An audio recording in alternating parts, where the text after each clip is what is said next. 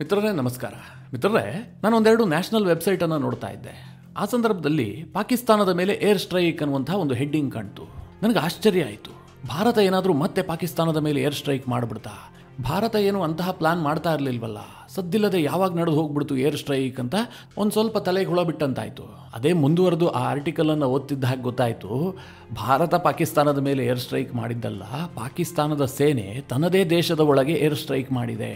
ತನ್ನ ದೇಶದ 30 ಮಂದಿ ನಾಗರಿಕರನ್ನ, ಮಹಿಳೆ ಮತ್ತು ಮಕ್ಕಳನ್ನ ತನ್ನ ಅತ್ಯಾಧುನಿಕವಾದಂತಹ ಫೈಟರ್ ಜೆಟ್ ಅನ್ನ ಬಳಸಿ ಬಾಂಬ್ ಹಾಕಿ ಹತ್ಯೆ ಮಾಡಿದೆ ಅನ್ನುವಂಥ ವಿಚಾರ ಗೊತ್ತಾಯಿತು. ಇದನ್ನು ನೋಡಿ ಅಕ್ಷರಶಃ ನನಗೆ ನಗಬೇಕೋ ಅಳಬೇಕೋ ಒಂದೂ ಗೊತ್ತಾಗಲಿಲ್ಲ. ಯಾಕೆಂದರೆ ನಿನ್ನೆ ತಾನೇ ಭಾರತ ಪಾಕಿಸ್ತಾನ ಮ್ಯಾಚ್ ಆಯಿತು. ಆ ಮ್ಯಾಚ್ ಆಗುವಂತಹ ಸಂದರ್ಭದಲ್ಲಿ ಪಾಕ್ ಆಟಗಾರರು ನಡ್ಕೊಂಡ ಬಗ್ಗೆ ನಿಮಗೆ ಹಿಂದಿನ ವಿಡಿಯೋದಲ್ಲಿ ತಿಳಿಸ್ಕೊಟ್ಟಿದ್ದೆ. ಒಬ್ಬ AK-47 ರೀತಿಯಲ್ಲಿ ತನ್ನ ಬ್ಯಾಟನ್ನು ತೋರಿಸ್ತಾನೆ, ಇನ್ನೊಬ್ಬ ಏನೋ ಸನ್ನೆ ಮಾಡಿಬಿಟ್ಟು ಫ್ಲೈಟ್ ಬಂತು ಅದನ್ನು ಹೊಡೆದಿದ್ದು ಅಂತೆಲ್ಲ ಸನ್ನೆ ಮಾಡಿ ತೋರಿಸಿರ್ತಾನೆ. ಇದರ ಬಗ್ಗೆ ಭಾರತದ ಮಾಧ್ಯಮಗಳು ಯಾವ ರೀತಿಯಾಗಿ ಚರ್ಚೆ ಮಾಡ್ತಾ ಇದ್ವು ಅಂತಂದರೆ, ಈ ಆಟಗಾರರು ಆಪರೇಷನ್ ಸಿಂಧೂರವನ್ನು ಅಣಕಿಸಿ ಬಿಟ್ಟಿದ್ರು ಅಂತ.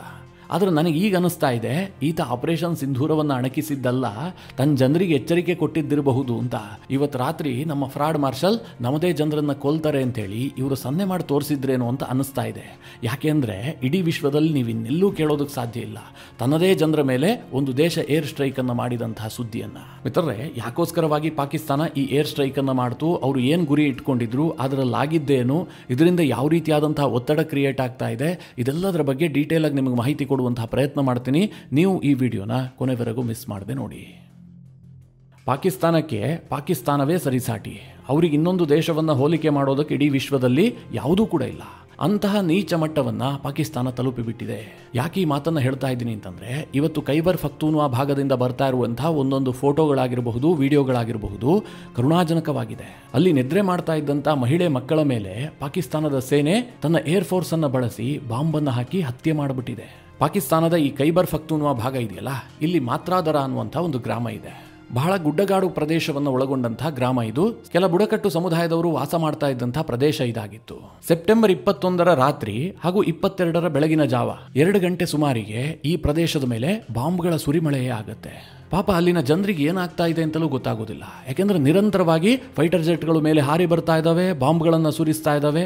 ಅಪಾರ ಪ್ರಮಾಣದಲ್ಲಿ ನೋಡ್ತಿದ್ದಂತೆ ಸಾವು ನೋವುಗಳಾಗ್ತಾ ಇದೆ. ಏನು ಅಫ್ಘಾನಿಸ್ತಾನದವ್ರು ದಾಳಿ ಮಾಡ್ತಾ ಇದಾರ, ಇಸ್ರೇಲ್ ಅವರು ದಾಳಿ ಮಾಡ್ತಾ ಇದಾರೆ, ಯಾರು ದಾಳಿ ಮಾಡ್ತಾ ಇದಾರೆ ಅಂತ ಅವ್ರಿಗೆ ಅರಿವಿಗೆ ಬಂದಿರಲಿಲ್ಲ.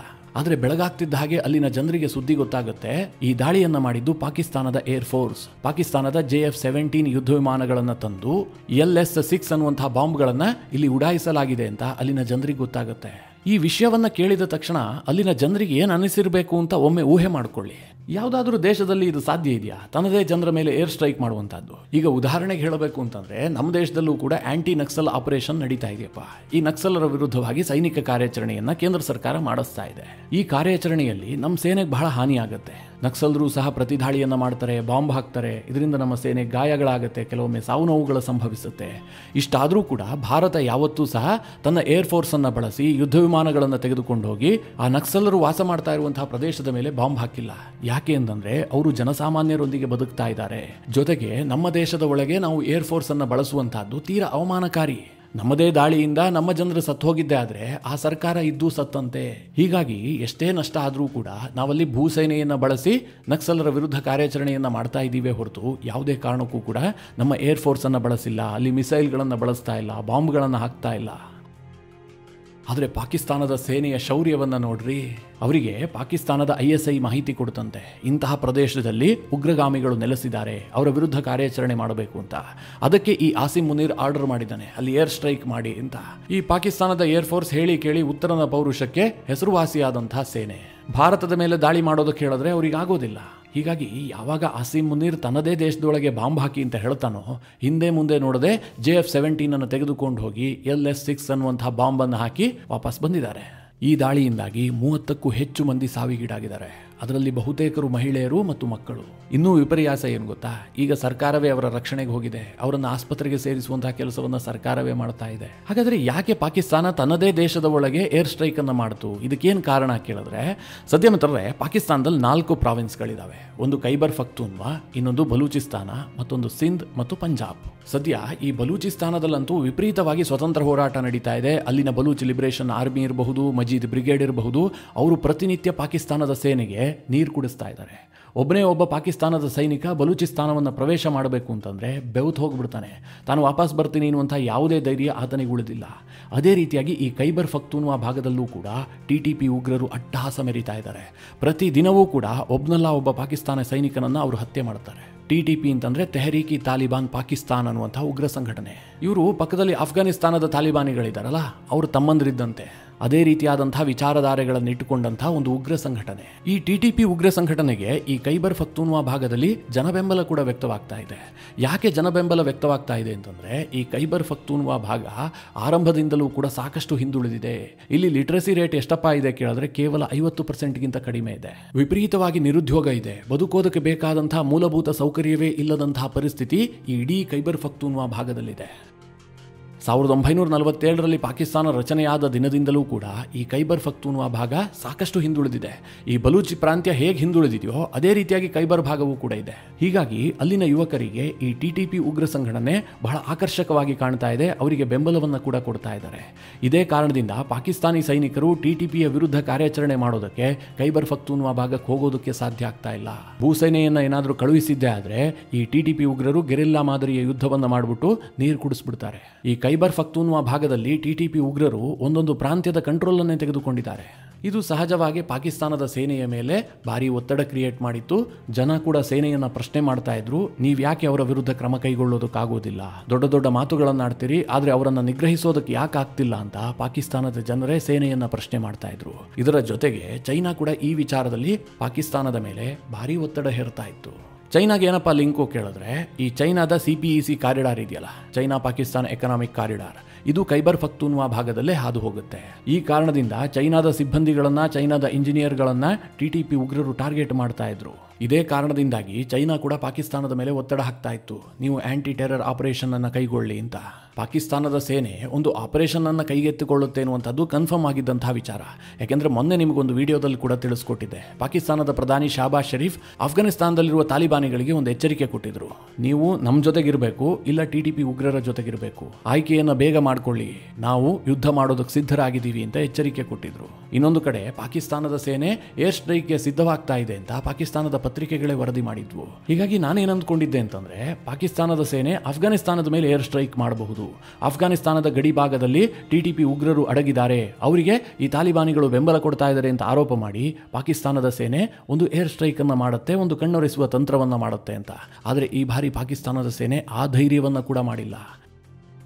ಬದಲಾಗಿ ತನ್ನದೇ ದೇಶದ ಒಂದು ಭೂಭಾಗದ ಮೇಲೆ, ತನ್ನದೇ ಜನರ ಮೇಲೆ ಬಾಂಬ್ ಹಾಕಿ ಏರ್ ಸ್ಟ್ರೈಕ್ ಅನ್ನು ಮಾಡಿದೀವಿ, ನಾವು ಉಗ್ರರನ್ನ ಹೊಡೆದಿದ್ದೀವಿ ಅಂತ ಹೇಳ್ಕೊಳ್ತಾ ಇದ್ದಾರೆ. ಆದರೆ ಪಾಕಿಸ್ತಾನದ ಮಾಧ್ಯಮಗಳೇ ಹೇಳ್ತಾ ಇದ್ದಾವೆ, ಈ ದಾಳಿಯಲ್ಲಿ ಅಮಾಯಕರು ಸತ್ತು ಹೋಗಿದ್ದಾರೆ, ನಮ್ಮದೇ ದೇಶದ ಮಹಿಳೆ ಮತ್ತು ಮಕ್ಕಳು ಪ್ರಾಣ ಚೆಲ್ಲಿದ್ದಾರೆ ಅಂತ. ಮಿತ್ರರೇ, ಸದ್ಯದ ಬೆಳವಣಿಗೆಯನ್ನು ನೋಡಿದ್ರೆ ಈ ಅಫ್ಘಾನಿಸ್ತಾನದ ತಾಲಿಬಾನಿಗಳು, ಇನ್ನೊಂದು ಕಡೆ ಪಾಕಿಸ್ತಾನ, ಮತ್ತೊಂದು ಕಡೆ ಅಮೆರಿಕ, ಇವುಗಳ ನಡುವೆ ಒಂದು ಯುದ್ಧದ ವಾತಾವರಣ ಸೃಷ್ಟಿಯಾಗ್ತಾ ಇದೆ. ಈ ಪಾಕಿಸ್ತಾನ ತಾಲಿಬಾನಿಗಳ ಮೇಲೆ ಏನು ಆರೋಪ ಮಾಡ್ತಾ ಇದೆ ಗೊತ್ತಾ? ಈ ಅಮೆರಿಕ ಈ ಹಿಂದೆ ಅಫ್ಘಾನಿಸ್ತಾನದಿಂದ ಬಿಟ್ಟು ಹೋಯ್ತಲ್ಲ, ಆ ಸಂದರ್ಭದಲ್ಲಿ ಸಾಕಷ್ಟು ಪ್ರಮಾಣದಲ್ಲಿ ಶಸ್ತ್ರಾಸ್ತ್ರಗಳನ್ನು ಅಲ್ಲೇ ಬಿಟ್ಟು ಹೋಗಿದೆ. ಆ ಶಸ್ತ್ರಾಸ್ತ್ರಗಳಲ್ಲಿ ಒಂದಷ್ಟನ್ನ ಈ ಅಫ್ಘಾನ್ ತಾಲಿಬಾನಿಗಳು ಬಲೂಚ್ ಹೋರಾಟಗಾರರಿಗೆ ಕೊಡ್ತಾ ಇದ್ದಾರೆ. ಅದೇ ರೀತಿಯಾಗಿ TTP ಉಗ್ರಗಾಮಿಗಳಿಗೂ ಕೂಡ ತಾಲಿಬಾನೇ ಶಸ್ತ್ರಾಸ್ತ್ರವನ್ನು ಪೂರೈಕೆ ಮಾಡ್ತಾ ಇದೆ. ತೆಹರೀಕ್ ಇ ತಾಲಿಬಾನ್ ಪಾಕಿಸ್ತಾನ ಉಗ್ರ ಸಂಘಟನೆ ಪಾಕಿಸ್ತಾನದ ಸೇನೆಯ ವಿರುದ್ಧ ಬಳಸ್ತಾ ಇರುವಂತಹ ಎಲ್ಲಾ ಶಸ್ತ್ರಾಸ್ತ್ರಗಳು ಕೂಡ ಅಮೆರಿಕ ನಿರ್ಮಾಣ ಮಾಡಿರುವಂತಹ ಶಸ್ತ್ರಾಸ್ತ್ರಗಳು. ಹೀಗಂತ ಪಾಕಿಸ್ತಾನ ಅಫ್ಘಾನ್ ತಾಲಿಬಾನಿಗಳನ್ನ ಹೊಣೆಗಾರರನ್ನಾಗಿ ಮಾಡ್ತಾ ಇದೆ. ಇನ್ನೊಂದು ಕಡೆ ಟ್ರಂಪ್ ಸರ್ಕಾರ ಏನ್ ಗೇಮ್ ಮಾಡ್ತಾ ಇದೆ, ನಾವು ಅಫ್ಘಾನಿಸ್ತಾನಕ್ಕೆ ಪುನಃ ಎಂಟ್ರಿ ಕೊಡ್ತೀವಿ, ಅಲ್ಲಿರುವಂತಹ ಬಾಗ್ರಾಮ್ ಏರ್ ಬೇಸ್ ಅನ್ನು ನಾವೇ ವಶಕ್ಕೆ ಪಡಿತೀವಿ ಅಂತ. ಈ ಹಿಂದೆ ನಿಮಗೆ ವಿಡಿಯೋದಲ್ಲಿ ಆ ಬಗ್ಗೆ ಡೀಟೇಲ್ ಆಗಿ ಮಾಹಿತಿ ಕೊಟ್ಟಿದ್ದೆ. ಅದಕ್ಕೆ ಸಂಬಂಧಪಟ್ಟಂತೆ ಕೆಲ ಮೇಜರ್ ಬೆಳವಣಿಗೆಗಳು ಕೂಡ ನಡೆದಿದ್ದಾವೆ. ಯಾವಾಗ ಟ್ರಂಪ್ ಸರ್ಕಾರ ಈ ರೀತಿಯಾಗಿ ಕ್ಲೈಮ್ ಮಾಡೋದಕ್ಕೆ ಶುರು ಮಾಡ್ತೋ, ಅಫ್ಘಾನಿಸ್ತಾನದಲ್ಲಿರುವಂತಹ ತಾಲಿಬಾನ್ ಸರ್ಕಾರ ಅದಕ್ಕೆ ಉತ್ತರ ಕೊಟ್ಟಿದೆ.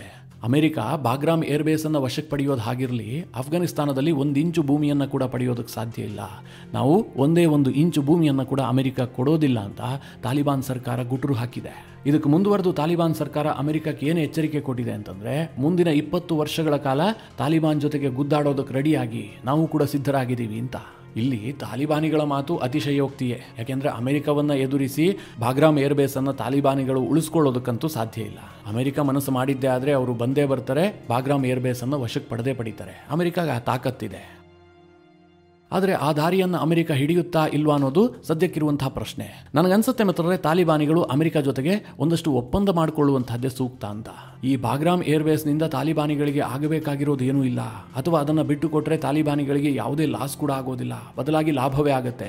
ಈಗಾಗಲೇ ಅಫ್ಘಾನಿಸ್ತಾನದ ಸಾಕಷ್ಟು ಪ್ರಮಾಣದ ಹಣವನ್ನ ಅಮೆರಿಕ ಫ್ರೀಸ್ ಮಾಡಿಟ್ಟಿದೆ. ನಾಳೆ ಅದನ್ನೆಲ್ಲ ಬಿಡಿಸ್ಕೊಳ್ಬಹುದು.